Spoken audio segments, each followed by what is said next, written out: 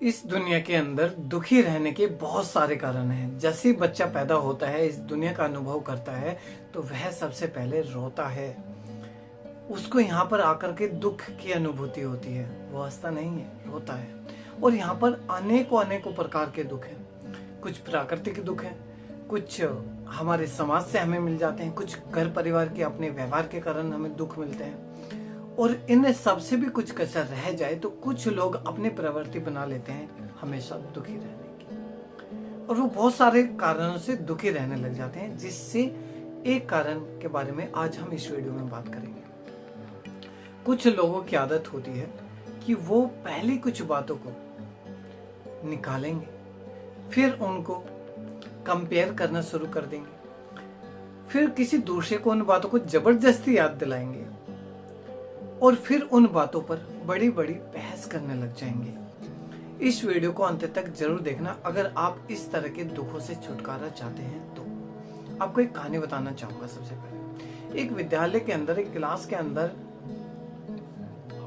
अध्यापक पढ़ा रहे होते हैं और एक स्टूडेंट खड़ा होता है और वह कहता है कि गुरुजी मुझे प्यास लगी है। गुरुजी कहते हैं कि दरवाजा खुला है। वहीं पर दूसरा बंदा खड़ा होता है और वह कहता है कि गुरुजी मुझे बहुत ठंड लग रही है। गुरुजी कहते हैं कि दरवाजा खुला हुआ है। वहीं पर तीसरा विद्यार्थी खड़ा होता है और गुरुजी उससे पूछते हैं कि तूने अपना होमवर्क क्यों नहीं किया। तो उसने कहा कि गुरुजी मेरे ध्यान नहीं रहा, मैं कर नहीं पाया, मुझसे हो नहीं पाया। तो गुरुजी ने कहा कि दरवाजा खुला हुआ है। बातें तो बहुत सारी हैं, लेकिन यहाँ पर इन तीन बातों पर ही बात मैं करना चाहूंगा। पहले व्यक्ति ने पूछा कि मुझे प्यास लगी है, तो गुरुजी ने कहा कि दरवाजा खुला हुआ है कि आप जाकर के पानी पी करके आ सकते हो। दूसरे ने कहा ठंड लग रही है। गुरुजी ने कहा कि दरवाजा खुला हुआ है इसलिए हवा बाहर से अंदर आ रही है, इसलिए आपको ठंड लग रही है। और तीसरे ने कहा कि मैं होमवर्क कर करके नहीं ला पाया। तो गुरुजी ने कहा कि दरवाजा खुला हुआ है, आप इससे दरवाजे से बाहर चले जाइए।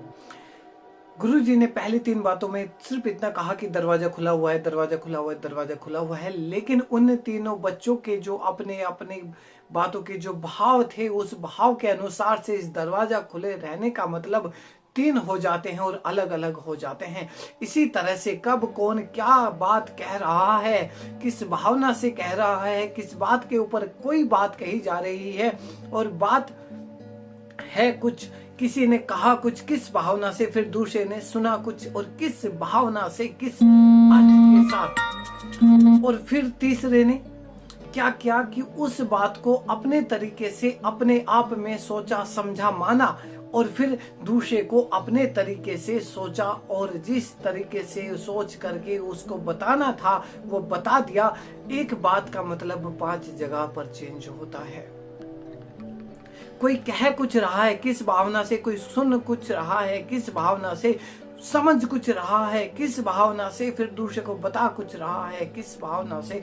और जब तक वो आगे जाती है तो वो बात का, देसी भाषा में कहते हैं कि बात का बतंगड़ क्यों बना रहे हो।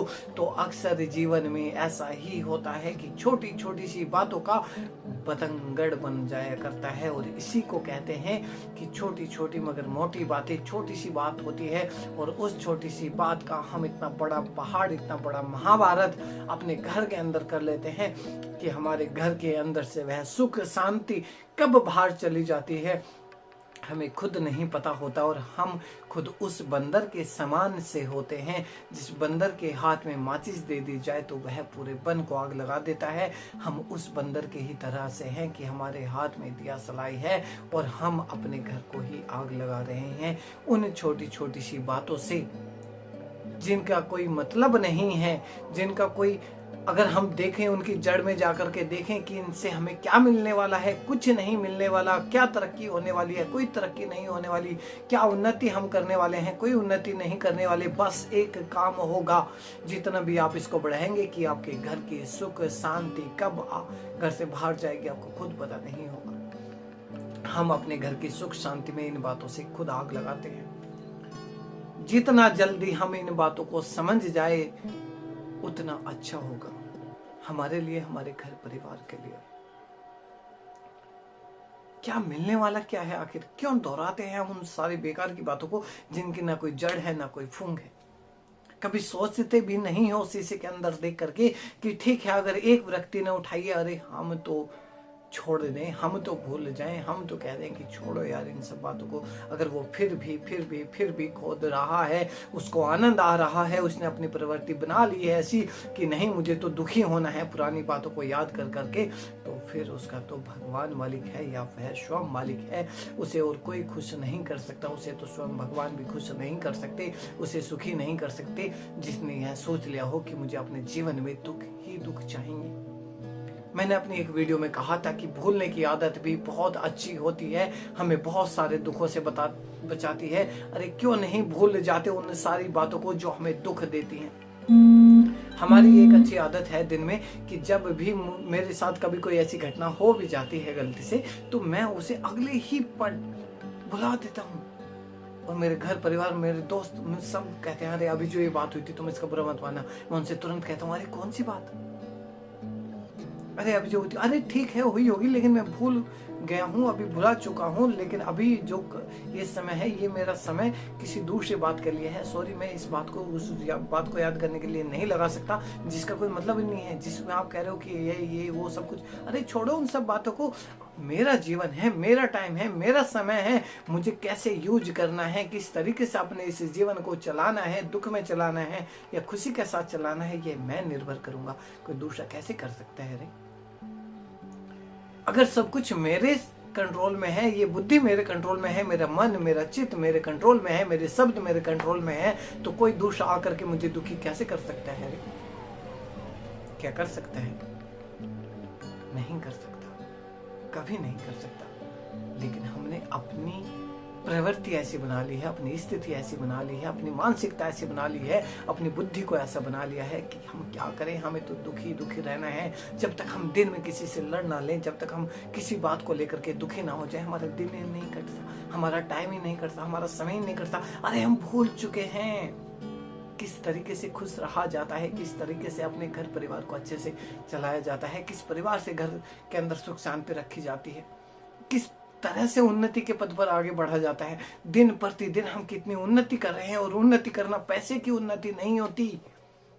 वो पैसा कब आया है कब चला जाएगा उसको उन्नति नहीं कहते, असली उन्नति कहते हैं इस बौद्धिक स्तर की उन्नति। रे हम अपने दिनचर्या को कैसे जी रहे हैं, हम आने वाले अपने समय को किस तरीके से अच्छा बनाते जा रहे हैं, अच्छा बना रहे हैं या नहीं भी बना रहे हैं, किस तरह से अपने जीवन को हम जी रहे हैं, और किस तरह से प्रतिदिन हम अपने आप को उन्नति के मार्ग पर लेकर के चल रहे हैं बौद्धिक स्तर।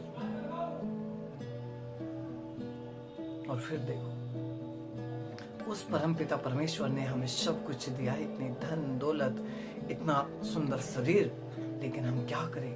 वो तो कहता है कि आदत बुरी छोड़ दो, हम बदलना ना चाहे तो वो क्या करे। वो तो खाई में भी सीढ़ी लगा देता है, हम निकलना ना चाहे तो वो क्या करे। अरे बहुत दुर्भाग्यशाली हैं वो लोग जिनको अच्छी बातें बुरी लगने लगे, और बहुत भाग्यशाली हैं वो लोग, कहते हैं ना कि समझदार को तो इशारा ही काफी होता है। जिस दिन हमें पता चल गया, जिस दिन हमें समझ आ गया कि ऐसा भी कोई रास्ता है, ऐसा भी कोई तरीका है कि हम चाहें तो उन सारी बातों को भुला करके आगे बढ़ सकते हैं। निरंतर अगर हम कोई कार्य करें, अपना समय लगाए, तो अपने बौद्धिक स्तर को ऊंचाई पर ले जाने के लिए दैनिक स्वाध्याय करें, अच्छी पुस्तकें पढ़ें, अच्छी वीडियो देखें, अपने मन को, अपनी बुद्धि को किस तरीके से हम पवित्र बनाएं, उस परम पिता परमेश्वर से प्रार्थना के माध्यम से हम हर रोज प्रार्थना करें। अपने लिए कुछ समय निकालें, उस परम पिता परमेश्वर की स्तुति प्रार्थना के लिए कुछ समय निकालें। कुछ समय निकाल करके खाली स्थान में बैठ करके बातें करें और खाली हो जाएं, उस खालीपन को महसूस करें कि हाँ, खाली होना भी कितना जरूरी है। अरे किसी एक पात्र में अगर कोई कचरा भरा है, कोई गलत चीज भरी हुई है, अगर आप उसमें कुछ अच्छा रखना भी चाहें तो कैसे रख सकते हैं। वो तो भरा हुआ है, जब तक खाली नहीं होगा, और अगर एक बार खाली हो गया तो फिर आप इच्छा अनुसार उसमें कुछ भी रख सकते हैं। ऐसे ही है ये हमारी बुद्धि, अगर इसमें कचरा भरा हुआ है तो अच्छी बातें कैसे आ सकती हैं। कुछ समय निकालें और उस कचरे को साफ करें, परमपिता परमेश्वर से बात करें, बैठें, कहें कि हे परमपिता परमेश्वर, तूने हमें उत्पन्न किया है, ये शरीर दिया है, ये संसार दिया है, बस इतनी कृपा और कर। अगर हम किसी गलत रास्ते पर हैं तो हमें शुद्ध बुद्धि दे, कहते हैं ना, तमसो मां ज्योतिर्गमय। हे परमपिता परमेश्वर, हमें अंधकार से प्रकाश की ओर लेकर के चलिए। उसका यही मतलब है कि हे परमपिता परमेश्वर, हम मनुष्य हैं, गलती का पुतला है, बहुत सारी गलतियां हमसे दिन प्रतिदिन होती रहती हैं। बस आपसे इतनी ही प्रार्थना है कि आप हमें सही मार्ग पर लेकर के चलें। जब भी मैं गलत मार्ग पर चलूं, जब भी मैं सही मार्ग से भटक जाऊं, तो आप मेरा मार्गदर्शन करें और मेरी बुद्धि को उस स्तर की बनाए कि मैं उन रास्तों को पहचान सकूं, उन पर चल सकूं जहां पर सुख ही सुख है, आनंद ही आनंद है, जिसको हम मोक्ष का रास्ता कहते हैं। जिसको हम कहते हैं कि धरती पर अगर कहीं स्वर्ग है तो वो गृहस्थ आश्रम में है, और जिसको आज हमने सबसे बड़ा नर्क बना लिया है अपने हाथों से। हे परमपिता परमेश्वर, मैं नादान हूँ, आप मुझे इतनी बुद्धि दीजिए कि मैं अपने इस घर को, अपनी इस गृहस्थी को स्वर्ग बना सकूं, अपने परिवार को सही रास्ते पर लेकर के चल सकूं। जब जब आप परमपिता परमेश्वर से इस तरह की बातें करते हैं तो वह परमपिता परमेश्वर एक अच्छे माता पिता की तरह सुनता है, हमें समझाता है, हमें बताता भी है। और फिर भी हम समझना ना चाहे तो वो तो कहता है कि वह तो समझा रहा है हमें, हम समझना ना चाहे तो वो क्या करे। कहता है आदत बुरी छोड़ दो, हम बदलना ना चाहे तो वो क्या करे। और फिर कहना पड़ता है कि आज क्यों आंखें अश्कों में डब डबाई हैं, तेरी करनी ही तो तेरे आगे आज आई है। तो दोस्तों, जिस समय हमारी करनी हमारे आगे आती है, फिर दुखों के माध्यम से हमें बहुत पछताना पड़ता है, हमें बहुत रोना पड़ता है। हम उस समय तो अपने आप को ठीक नहीं कर सकते, लेकिन आज जिस समय आप ये वीडियो देख रहे हैं, आज से वो रास्ता जरूर बना सकते हैं, वो तरीका जरूर बना सकते हैं। बार बार इस वीडियो को रिपीट करके देखें, बहुत सारी बातें आपको समझ में आएंगी कि आगे चल करके हमें फिर दुखी ना होना हो। बेकार की बातें छोड़ो, बेकार की बातें भूल जाओ। अगर उससे कुछ उन्नति का रास्ता निकल सकता है, उससे कुछ प्रगति का रास्ता निकल सकता है, उससे कुछ तरक्की हो सकती है जीवन में, तो कर लो यार। लेकिन अगर उससे दुख ही दुख है, दुख ही दुख है, दुख ही दुख है करके शांति भंग होती है, तो क्यों ऐसी चीज को बार बार अपने माइंड में लाना, घर में लाना। कैसी दुर्गंध को आप अपने घर में लाना चाहोगे जो आपके घर की जो महकती खुशबू है, सुगंधी है, उसको भंग कर दे? नहीं, कोई मूर्ख ही होगा जो ऐसी दुर्गंध को अपने घर में लेकर के आएगा। आप समझदार व्यक्ति हैं, आप नहीं लेकर के आएंगे तो फिर इस पवित्र घर में, इस पवित्र तन में, इस पवित्र बुद्धि में क्यों ऐसी बातें लेकर के आनी जो हमें दुख दे। तो आइए दोस्तों, अब जीवन जीना सीखें, बहुत उठाए दुख, अब खुश रहना सीखें। आशा करता हूँ कि वीडियो आपको पसंद आया होगा। वीडियो आपको पसंद आया, लगता है कि किसी दूसरे के भी काम आ सकता है, किसी दूसरे के घर में भी सुख शांति है वीडियो ला सकती है, तो आप दूसरों को इस वीडियो को शेयर करके जरूर उनकी सहायता करें। और हमारा जो यह मिशन है कि ये जीना सीखें, इसमें अपना पूरा पूरा सहयोग दें, क्योंकि आज लोग जी तो रहे हैं लेकिन जीना भूल गए हैं, यह सबसे बड़ी सच्चाई है। दोस्तों, फिर मिलते हैं एक और नई वीडियो में, एक और नई विचारधारा के साथ। तब तक के लिए आप सभी को नमस्ते।